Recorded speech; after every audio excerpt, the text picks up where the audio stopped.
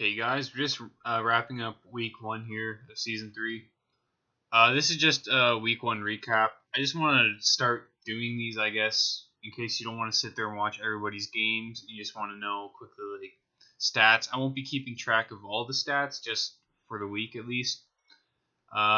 If you want the full stats, just on the group page on Facebook, Matt does a really good job at the end of the week of recording all the stats, and he keeps a lot of interesting things to look at the end of the week. So if you're more interested in that, definitely go check this out. But mostly, this is more of anything of just maybe highlights, plays of the week, I guess. I'm not gonna show everyone's game just because some games are just clean sweeps by just some opponents are a lot more knowledgeable, and a lot of people to the league are new to Pokemon in general. So there's going to be some sweeps, and I don't really think those are highlights. It's just someone better than the other in skill level just winning. Others are just, I guess, just played out more standardly. There's not too many crazy plays or anything. They just play the way the game is supposed to be played.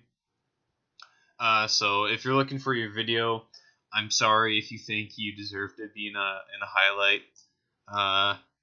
But this is just my personal opinion. I only brought up two games this week at least. So the first play I want to talk about is Alex versus Matt, because what happens here is nothing has died yet, and the Latios comes out on Alex, and Alex goes for the superpower. I guess in hindsight, maybe Leech Life would have been better because this thing did have Leech Life. We'll see here in a second. But I mean, it hit this for neutral. I mean, it did more damage to the Drapion, but because I'm fairly certain Leech Life and Superpower are both neutral. I think Poison does resist Bug. Because like even me, I don't know all the type matchups. But yeah. So he goes for Superpower here, and this play here really helped Alex out because I mean he could switch into something like he could sack the Nihilego. I'm pretty sure this outspeeds everything on Alex's team anyways. He did not have a choice scarf user. So this Buzzwole, it's in here. It's -1 attack. Matt's pretty weak, but Leech Life does kill from this range, and Alex just has to attack this thing. He can't afford to switch out, let this thing get a Calm Mind boost up, and just win because of that, or get a substitute off. So Alex makes a very smart play of going for Leech Life here, as we'll see. Because Matt, I think on his side, he was thinking, alright, he's going to switch out here. I forget. I think he was thinking Cloyster's going to come out and just get a free Shell Smash off, which it does afterwards, or later on. But Alex just goes for Leech Life here, not letting this thing set up at all. He knows it's a threat, and this forces Matt to either kill or switch out. So Matt does go for the kill here, and because of that, Cloyster comes out. Draco Meteor does do a lot, and because of that, after Shell Smash, Alex can go to town. He gets a kill. This turns out to be Scarf Mamoswine. Alex runs a lot more bulk on his Cloysters, so even though it's ×2 speed versus the 1.5, I'm not entirely sure if Alex ran. I think if he does run max speed, he would outspeed this anyways. But Alex was King's Rock, so technically, I don't even think Rock Blast killed. It did a really high %, but he had the chance to flinch, or he had the chance to miss. But Matt does get the Earthquake kill here. Oops. And then sort of the last of this match is just Alex making predictions, or at least a couple good predictions. Here, yeah, so he sent out Suicune to check the Mamoswine, and then doubled here into Entei. Blastoise was shown before, and it was really healthy. But Alex had Solar Beam, and I think he thought it did a lot, and I guess it didn't do a lot. So he's made the switch in here. He actually catches the Chestnut off guard here in the switch in, and because of that,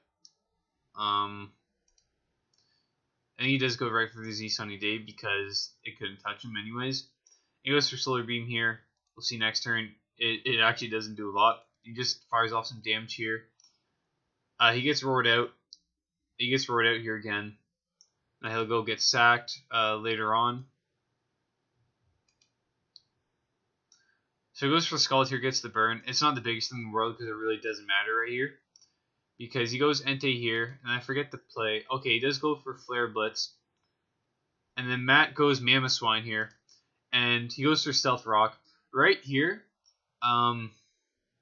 this Entei, I guess, doesn't really do too much afterward. Because, like, right here, if Matt goes for the Earthquake, I'm pretty sure 2-hit KOs everything.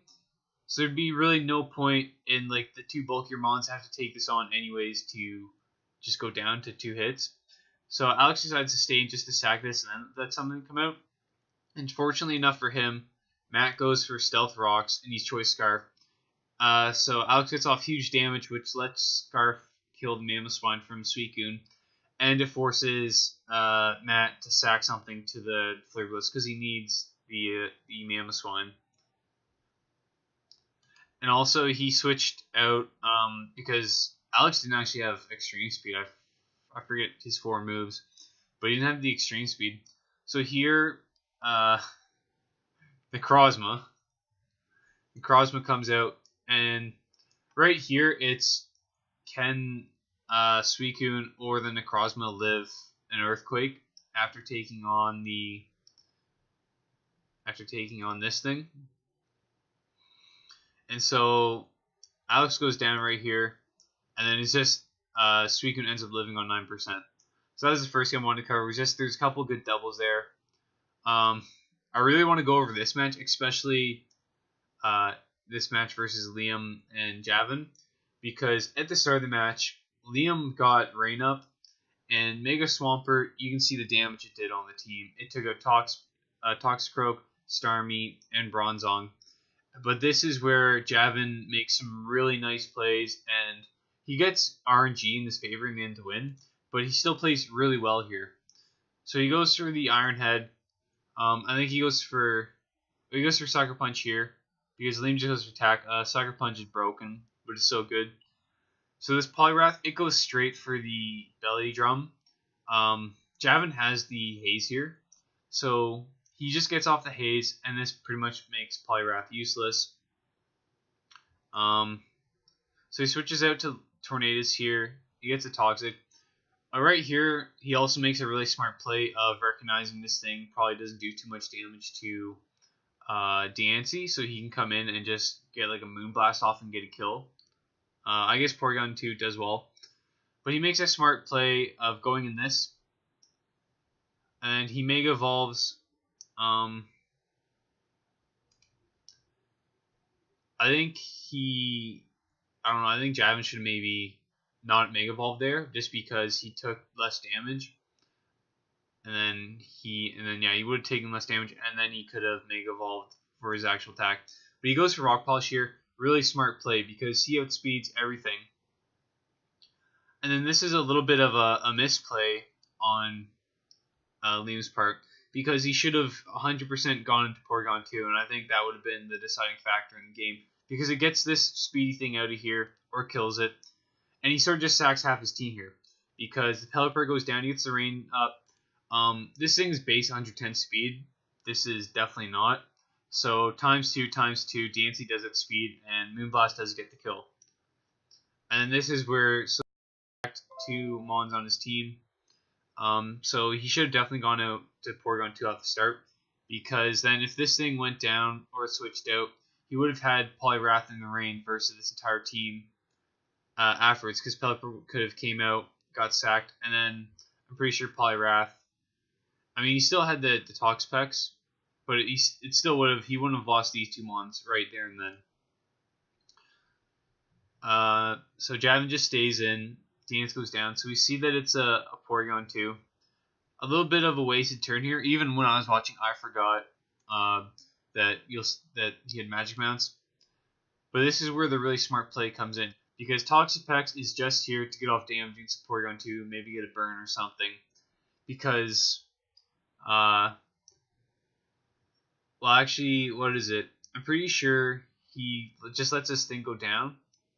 It might have been his play, or just to weaken the Porygon too. Because here, it goes down to Thunderbolt gets a crit.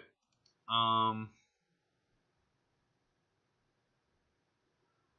don't know if that crit mattered just because it gets 34 and all the rolls we've seen were above 34. Actually, there we see a 32, so the crit might have mattered if he got a low roll.